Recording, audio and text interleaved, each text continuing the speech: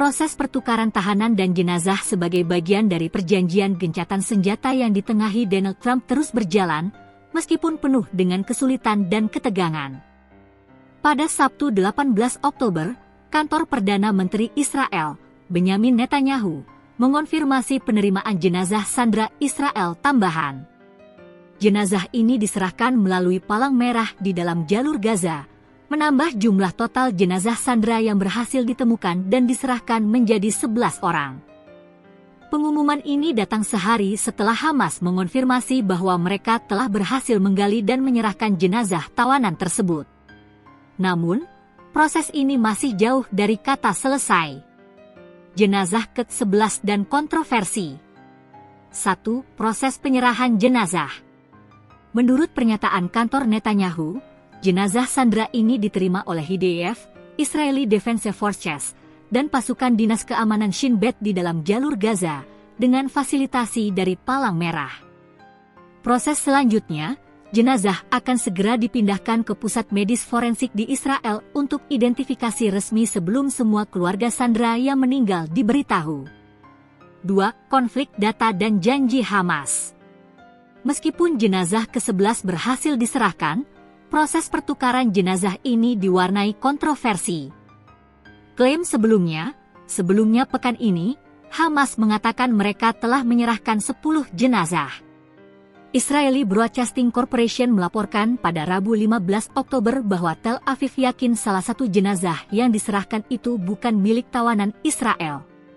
Upaya lanjutan, Hamas mencatat bahwa mereka terus berupaya keras untuk menemukan dan mengambil 17 jenazah yang tersisa di Gaza, yang diduga terkubur di reruntuhan atau terowongan. Jaringan besar perjanjian. 1. Imbalan pembebasan tahanan Palestina. Pertukaran jenazah dan sandera hidup adalah bagian dari fase pertama perjanjian gencatan senjata yang berlaku sejak 10 Oktober 2025. Sebagai imbalannya, Israel harus membebaskan tahanan Palestina. 250 tahanan yang menjalani hukuman seumur hidup. 1.718 orang yang ditahan dari Gaza setelah 8 Oktober 2023. 2. Kondisi tahanan Palestina. Namun, isu tahanan tidak berhenti pada pertukaran ini. Laporan hak asasi manusia Palestina dan Israel menunjukkan bahwa lebih dari 10.000 warga Palestina, termasuk wanita dan anak-anak, masih berada di penjara Israel. Banyak dari mereka menghadapi kondisi yang sangat sulit, termasuk tuduhan penyiksaan, kelaparan, dan pengabaian medis.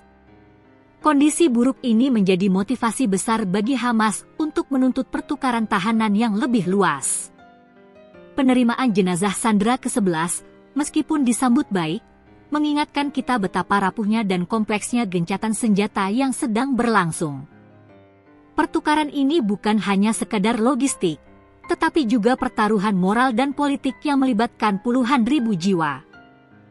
Tantangan bagi Israel adalah memverifikasi jenazah yang diserahkan dan memastikan semua sandera yang tewas telah dikembalikan. Sementara tantangan bagi Hamas adalah mencari 17 jenazah yang tersisa di tengah kehancuran, sambil terus menekan Israel untuk memperbaiki kondisi 10.000 lebih tahanan Palestina. Menurut Anda, apakah Hamas akan berhasil menemukan sisa 17 jenazah yang tersisa? Dan akankah isu kondisi tahanan Palestina menjadi pemicu ketegangan berikutnya dalam gencatan senjata ini? Sampaikan pandangan dan analisis Anda di kolom komentar di bawah. Jangan lupa like video ini, subscribe untuk update berita dan analisis konflik, dan nyalakan lonceng notifikasi. Sampai jumpa di video berikutnya.